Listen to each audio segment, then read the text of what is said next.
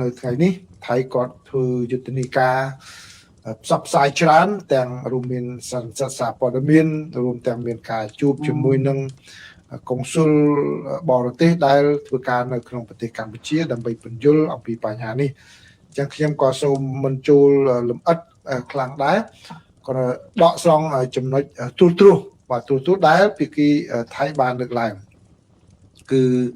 បើយោងតាមសារព័ត៌មាននានានៅក្នុងប្រទេសថៃដែលមាន Council មាន Nation បាងកកប៉ុយពិចារខ្ញុំដកពី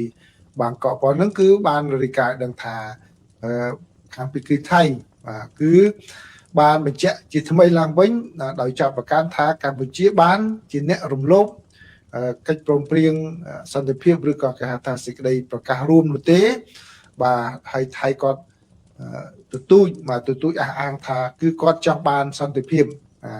ចង់បានសន្តិភាពក៏ប៉ុន្តែនៅតែរក្សាសិទ្ធិនៅក្នុងការឆ្លើយតបវិញបើសិនបើមានការញុះញង់បង្កហេតុទៅដោយភាគីកម្ពុជានេះបើតាមការលើកឡើងរបស់អ្នកនាំពាក្យរបស់រដ្ឋាភិបាលថៃគឺលោកសេរីពងបាទលោកបានថ្លែងបែបនេះនៅក្នុងសន្និសីទសារព័ត៌មានបាទដែលនៅក្នុងនោះមានតាំងពីអ្នកនាំពាក្យខាងទាហានកងទ័ពអាកាសរបស់ថៃចូលរួមនៅផងដែរបានធ្វើការសង្ខេបជូនបណ្ដាញសារព័ត៌មានជាតិនិងអន្តរជាតិឲ្យឃើញគឺបាននិយាយថាថៃក៏បានមានវីដេអូដែលបង្ហាញថាទាហានរបស់កម្ពុជាបានចូលទៅដាក់មីនហើយគាត់បាននិយាយបង្ការខ្លួនឯងក៏ថារូបហ្នឹងគឺជារូបពិតមិនមែនជារូបដែលបង្កើតដោយ AI នោះទេបាទគឺបានបណ្ដាលឲ្យយុទ្ធជនរបស់ថៃជាច្រើនបានរបួសនឹងដៃជើងដោយសារតែគ្រោះថ្នាក់ដែលដើរជន់មីននៅតាមបណ្ដោយព្រំដែនដែលលោកខាងភាគីថៃចោទថាគឺកម្ពុជាបានលោបចូលទៅដាក់នៅក្នុងនោះហើយថៃក៏បានអះអាងថាកម្ពុជានឹងគឺបានប្រកាសក្នុងពេលកន្លងមកថាដោះមីនបាន 99% ទៅហើយដូច្នេះអ្វីដែលជាការឲ្យឃើញមានមីនថ្មីនេះជាការរំលោភនៅអនុសញ្ញានៃទីក្រុងអូតាវ៉ាបាទដែលថៃនឹងប្តឹងបាទបើតាមការរាយការណ៍របស់ខាងភាគីថៃគឺរហូតមកដល់ពេលនេះគឺមានទាហានថៃចំនួន20នាក់ហើយបានរងរបួសដោយមានដាច់ជើងបាទដាច់ជើងផងដែរនៅក្នុងការដើរជន់មីននេះបាទហើយហេតុការណ៍ចុងក្រោយគឺកើតឡើងនៅថ្ងៃទី10ខែវិច្ឆិកាកន្លងទៅនេះបាទដែលនៅក្នុងសេចក្តីរាយការណ៍របស់ថៃហ្នឹងគឺបាទមិនបាននិយាយទៅដល់ពលរដ្ឋកម្ពុជាដែលត្រូវបានបាញ់សម្លាប់ដោយទាហានថៃហើយហ្នឹងអ្នករងរបួសនោះទេគឺបានរៀបរាប់ហាក់ដូចជាថៃហ្នឹងគឺជាអ្នករងគ្រោះមួយនៅក្នុងហេតុការណ៍នេះបាទដូចជាសម្ដីរបស់លោកសេរីផុងអ្នកនាំពាក្យរបស់រដ្ឋាភិបាលថៃក៏បាននិយាយថាប្រទេសថៃនឹងនៅតែគោរពតាមនៅវិធានការដោះស្រាយបញ្ហាដោយសន្តិវិធីហើយក៏នៅរក្សាសិទ្ធិនៅក្នុងការឆ្លើយតបសមស្របប្រសិនបើមានការបាទបង្កហេតុណាមួយកើតឡើងដោយឡែកអ្នកនាំពាក្យរបស់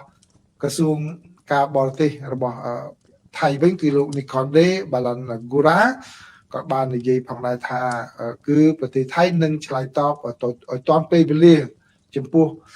ការបង្កហេតុណាមួយឬក៏ការញុះញង់ណាមួយដើម្បីធានាឲ្យមានសុវត្ថិភាពសាធារណៈហើយនឹងដែនអធិបតេយ្យភាពរបស់ថៃបាទនេះគឺបាននិយាយចឹងហើយតាមសេចក្តីរាយការណ៍របស់កាសែតរបស់ថៃបានឲ្យដឹងថាលោករដ្ឋមន្ត្រីក្រសួងការបរទេសថៃគឺលោកសៀហស័កភុងកឹតកែវហ្នឹងក៏នឹងចូលរួមនៅក្នុងកិច្ចប្រជុំអន្តរជាតិមួយ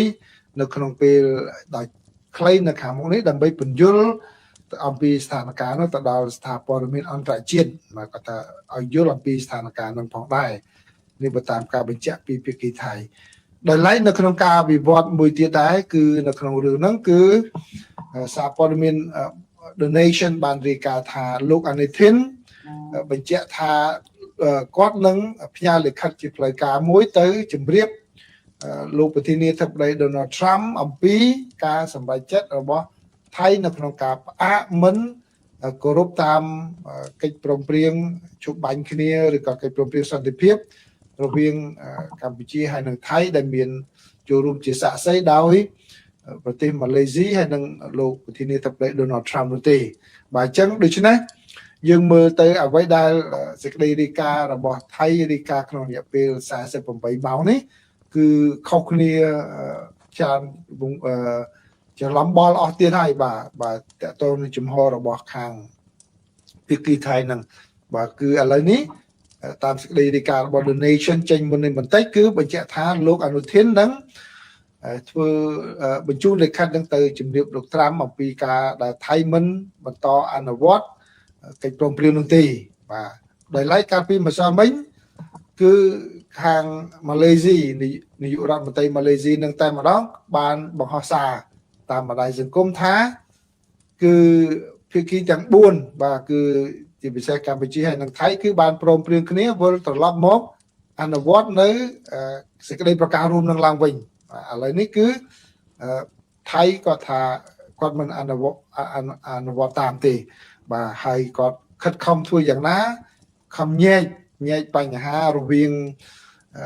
ការអនុវត្តកិច្ចព្រមព្រៀងនេះដែលថៃមិនព្រមធ្វើតាមជាមួយនឹងការចរចាពាណិជ្ជកម្មបាទក៏ចរចាពាណិជ្ជកម្មពន្ធគយជាមួយនឹងសហរដ្ឋអាមេរិកបាទដោយគាត់បានប្រកាសនៅបើយកតាមសេចក្តីរាយការណ៍របស់សារព័ត៌មានថៃគឺខាង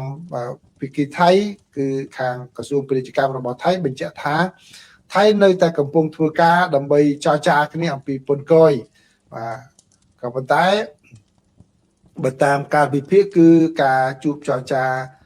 ជុំបន្ទាប់នេះគឺមិនទាន់នឹងធ្វើនៅក្នុងពេលឆាប់នេះទេគឺនៅចុងឆ្នាំនេះអាចនឹងខែ12ចុងខែ12ឬក៏ពាក់កណ្ដាលខែ12អញ្ចឹងដូច្នេះក្នុងរយៈពេលជាង1ខែនេះគឺទោះបីជាគាត់ថាគាត់នៅបន្តធ្វើការងារក៏ដោយក៏សហរដ្ឋអាមេរិកគឺរយៈពេលនេះគឺជារយៈពេលដែលបាននៅឃ្លាតឆ្ងាយពីគ្នាមកអញ្ចឹងដូច្នេះគាត់ប្រកាសនេះគឺដើម្បីបង្ហាញថាអត់មានការផ្អាកនោះទេតាមការបកស្រាយរបស់គាត់ហើយគាត់នៅតែធ្វើការបាទនោះគឺបានន័យថាគាត់ធ្វើការតែភាគីខាងគាត់ខាងសហរដ្ឋអាមេរិកគេឆ្លើយតបយ៉ាងម៉េចក៏អត់មានន័យប៉ះពាល់ដោយពីព្រោះការជួបប្រជុំគ្នាគឺតតែចុងឆ្នាំប៉ុណ្ណោះទេបាទអញ្ចឹងដូច្នេះនេះជាការមួយថ្លែងពីខាងភាគីថៃដើម្បីបាទឲ្យមហាជនរបស់ថៃហ្នឹងបាទស្ងប់ចិត្តក្នុងខណៈពេលដែលលោកអនុทิនបាននិយាយហួសហើយខាងតំណាងពាណិជ្ជកម្មរបស់សហរដ្ឋអាមេរិកបានផ្ញើលិខិតមកជូនខាងថៃថាសហរដ្ឋអាមេរិកផ្អាកបាទទោះបីជាផ្អាកក៏ប៉ុន្តែពេលវេលាមិនតាន់ជួបគ្នាទេបាទបើតាមលោកនីកុនដេដែលជាអ្នកនាំពាក្យរបស់ក្រសួងការបរទេសរបស់ថៃបាននិយាយថានាយករដ្ឋមន្ត្រីនឹងផ្ញើលិខិតផ្លូវការទៅលោកប្រធានាធិបតីត្រាំដើម្បីបញ្ជាក់ឡើងវិញនៅជំហររបស់ថៃដែលបញ្ជាក់អំពីសារៈសំខាន់ដែលកម្ពុជាត្រូវត្រឡប់មកអនុវត្តឲ្យបានពេញលេញតាមសេចក្តីប្រកាសរួមនោះជាពិសេសគឺតកតងជាមួយនឹងការបោះសម្អាតមីនបាទហើយដែលជាផុសតាងគឺបានបង្ហាញថាកម្ពុជាបានដាក់មីនថ្មីហើយត្រូវតែទទួលខុសត្រូវហើយនេះគឺជាការបញ្ជាក់របស់គាត់ហើយលោកបានបញ្ជាក់ថាអនាគតនៃការអនុវត្តកិច្ចព្រមព្រៀងសេចក្តីប្រកាសរួមនេះគឺអាស្រ័យទៅលើចំណាត់ការរបស់កម្ពុជាបាទចឹងគឺគាត់និយាយជន់កែងខ្លួនឯងទៅវិញទៅមកណាតាបងតែបើគាត់ជាអ្នកប្រកាសជប់អនុវត្តកម្ពុជាថាមិនដែលជប់ទេប៉ុន្តែឥឡូវគាត់ថាការអនុវត្តហ្នឹងគឺយ៉ាងម៉េចអាស្រ័យទៅលើកម្ពុជាបាទកម្ពុជាបាទដូច្នេះបើសិនជាយើងស្ដាប់មើលទៅគឺគាត់ខិតខំប្រឹងប្រែងធ្វើយ៉ាងណាឲ្យខ្លាយទៅជាជនរងគ្រោះវិញបាទធ្វើឲ្យខ្លួនជាជនរងគ្រោះវិញពីព្រោះក្រោយពីរឿងនេះភ្លាមគាត់លោកអនុทินរងការស្ដីបន្ទោសខ្លាំងដោយសារតែគាត់ប្រើអារម្មណ៍របស់គាត់និយាយផាំងថែមទាំងវាប្រហារសហរដ្ឋអាមេរិករហូតដល់ថាមិនបានលក់ទៅអាមេរិកលក់ទៅប្រទេសណាផ្សេងក៏បានដែរពន្ធគយយក 100% ក៏មិនអីដែរបាទប៉ុន្តែបែរជាត្រូវការសូម្បីតែនៅក្នុងបករបស់គាត់ហ្នឹងមិនជាគេស្ដីបន្ទោសយ៉ាងណាប៉ុន្តែបើបកប្រឆាំងគឺបានស្ដីបន្ទោសយ៉ាងខ្លាំងតែម្ដងឥឡូវគាត់ខិតខំនិយាយយ៉ាងម៉េចឲ្យបង្ហាញថាគឺគាត់នៅតែអនុវត្តកិច្ចព្រមព្រៀងឲ្យការផ្អាកនោះដោយសារតែកម្ពុជារំលោភអញ្ចឹងបើកម្ពុជាមកអនុវត្តកិច្ចព្រមព្រៀងហ្នឹងវិញគឺថៃនឹងអនុវត្តបាទលទ្ធផលឥឡូវហ្នឹង កូនសោកូនលឹះនៅលើកម្ពុជាក៏ថាអញ្ចឹងទៅវិញបាទគឺទៅលើការដោះមីនហើយកម្ពុជាមិនដែលប្រកាសផ្អាកទេបានន័យថាកិច្ចព្រមព្រៀង4ចំណុចដែលថៃចង់បានគឺកម្ពុជានៅតែអនុវត្តតាមជាប់ជានិច្ចបាទនេះគឺជាអ្វីដែលបានរាយការណ៍នៅក្នុងសារព័ត៌មានថៃហើយខ្ញុំសូមបញ្ចប់ទៅដោយការបង្ហាញថាប្រទេសថៃក៏នឹងជម្រាបជូនទៅដល់ក្រុមប្រឹក្សាសន្តិសុខរបស់អង្គការសហប្រជាជាតិផងដែរហើយក៏ខាងទូតរបស់ថៃនៅអង្គការសហប្រជាជាតិនោះក៏បានដាក់លិខិតដើម្បីតវ៉ាទៅដល់ប្រធានក្រុមប្រឹក្សាសន្តិសុខរបស់អង្គការសហប្រជាជាតិផងដែរហើយនៅក្នុងលិខិតនោះគឺបានចែកចាយទៅដល់សមាជិកនៃក្រុមប្រឹក្សាសន្តិសុខរបស់អង្គការសហប្រជាជាតិទាំងអស់បាទនេះបើតាមការបានបង្ហោះតាមគេហទំព័ររបស់ក្រសួងការបរទេសរបស់ថៃហើយរដ្ឋមន្ត្រីការបរទេសរបស់ថៃក៏នឹងបន្តពន្យល់អំពីជំហររបស់ថៃទៅសហគមន៍អន្តរជាតិនិងបណ្ដាញសារព័ត៌មានបរទេសបាទនៅពេលណាដែលមានឱកាសសមស្របបាទរួមទាំងពន្យល់ទៅដល់វេទិកានៃគេហៅថា Indo-Pacific រដ្ឋមន្ត្រី Indo-Pacific ផងដែរហើយក៏មានគម្រោងផែនការដើម្បីឆ្លើយប្រាប់ទៅដល់ក្រុមអ្នកសារព័ត៌មានអន្តរជាតិបាននៅសប្តាហ៍នេះនិងនៅសប្តាហ៍ក្រោយបាទហើយប្រទេសថៃក៏នឹងបាទជំរុញបញ្ហាទាំងអស់នេះជាបញ្ហាមួយអតិភិបដែលមាននៅក្នុងអាស៊ាននិង APEC ដើម្បីដោះស្រាយបញ្ហាតាក់ទងជាមួយនឹងការបង្ក្រាបតាមអនឡាញបាទនេះគឺជាអ្វីដែលសារព័ត៌មានថៃបានរាយការណ៍អញ្ចឹងខ្ញុំបាទខ្ញុំញញឹមហ្នឹងគឺអាចមានអ្នកសួរថាហេតុអីក៏និយាយដោយចំណុចនេះខ្ញុំញញឹមគឺញញឹមដោយសារថាប្រិមិត្តចាំទេក្នុងពេលកន្លងមកគាត់តែនិយាយថាបញ្ហាថៃនិងកម្ពុជាគួរតែដោះស្រាយបញ្ហាហ្នឹងគឺទ្វេភាគីចាំទេមែនទេនៅចាំបានប៉ុណ្ណេះនៅពេលដែលកម្ពុជាលើកបញ្ហាហ្នឹងនៅវេទិកាអន្តរជាតិគាត់រិះគន់គាត់ថាបញ្ហានោះគួរដោះស្រាយទ្វេភាគីកម្ពុជាមិនគួរយកបញ្ហានេះមកធ្វើឲ្យរំខានទៅដល់វេទិកាដល់ឧត្តមថ្លៃថ្លានៅឆាកអន្តរជាតិទេប៉ុន្តែឥឡូវនេះ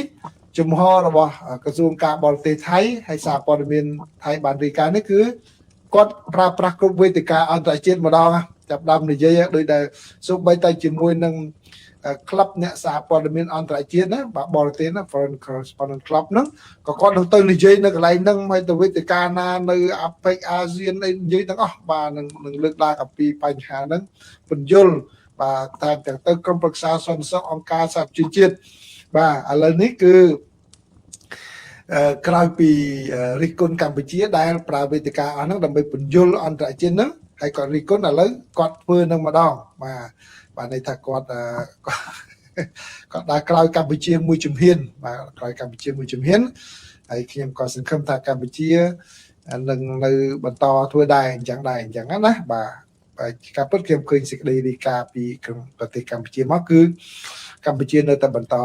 ធ្វើសកម្មភាពការទូតអន្តរជាតិនឹងខ្លាំងដែរអញ្ចឹងណាបាទអញ្ចឹងឥឡូវនេះគឺប្រើក្បួនដូចគ្នាហើយពេលសំខាន់តើផោះតាងជាក់ស្ដែងប៉ុណ្ណាចំហជាពិសេសថាចំហអ្វីដែលនៅកន្លែងនេះបើប្រិមិត្តសួរខ្ញុំថាតើគេជឿអ្នកណានៅខាងអន្តរជាតិគេមកដល់ពេលអញ្ចឹងដូចគ្នាគេប្រើពាក្យទី1ផោះតាងទី2 consistency ការនិយាយនឹងតែចំហមួយស៊ីសង្វាក់គ្នាអត់បាទជាមួយនឹងផោះតាងជាមួយចំហដែលបានរាយការណ៍កន្លងមកខ្ញុំអាចសង្ខេបជូនប្រិមិត្តបានថាជំហររបស់កម្ពុជាគឺ consistent ជានិច្ចគឺបានស៊ីសង្វាក់ consistent មានស៊ីសង្វាក់ជានិច្ចបាទថៃក្នុងរយៈពេល48ម៉ោងដែលខ្ញុំបានជម្រាបនេះគឺដូរចុះដូរឡើងក្រោយពីថាអនុវត្តតាមមិនអនុវត្តតាមកាត់ពាណិជ្ជកម្មមិនក៏កើតតែឥឡូវបាទនិយាយរួមដែលខ្ញុំសរសេរលេខខ្ញុំថាឈឺឡាតែតនឹងបាទជំហរគាត់នឹងដូរបាទឥឡូវហ្នឹងគឺអញ្ចឹងអន្តរជាតិក៏គេមើលតាមនឹងដែរណាមើលតាមនឹងដែរថាតើអ្នកណានិយាយឲ្យមានស៊ីសង្វាក់ជាប្រចាំហើយបង្ហាញជំហរយ៉ាងម៉េចអញ្ចឹងហើយបានជាពេលមុននោះមានក្រោយពីរឿងនឹងភ្លាមថៃប្រកាសជប់អនុវត្តភ្លាម មានប្រិមិត្តសួរខ្ញុំថាតើកម្ពុជាគួរបញ្ជូនអាវុធឬក៏យ៉ាងម៉េចចឹងបើខ្ញុំក៏បានបញ្ជាក់ថាកម្ពុជាគឺនៅបានប្រកាសជាផ្លូវការគឺនៅតែអនុវត្តកិច្ចព្រមព្រៀងនោះដូច្នេះបើកាលណាអនុវត្តបានគឺកិច្ចព្រមព្រៀងនេះជាការចងដៃកម្ពុជាមួយមិនឲ្យធ្វើអ្វីហួសពីកម្រិតនៃការដែលបានព្រមព្រៀងគ្នានោះទេបាទឥឡូវនេះថៃគាត់ថាគាត់អនុវត្តតាមកិច្ចព្រមព្រៀងនឹងសំខាន់នៅកម្ពុជាអ្នករំលោភទេក៏ប៉ុន្តែបើសិនបើហ៊ានតែមានផ្ោះតាំងបង្ហាញថាគាត់បញ្ជូនអាវុធមកព្រំដែននឹងគឺបានន័យថាគាត់រំលោភបាទអញ្ចឹងណាបាទអញ្ចឹងរឿងវាអញ្ចឹងខ្ញុំដកសំមកជម្រាបជូនប្រិយមិត្តទាំងអស់គ្នាហើយប្រិយមិត្តអាចនឹងបន្តតាមដានតាមប្រភពផ្សេងទៀតផងដែរខ្ញុំចាប់អារម្មណ៍តែចំណុចប៉ុណ្ណឹងមកយកមកជម្រាបជូនប្រិយមិត្ត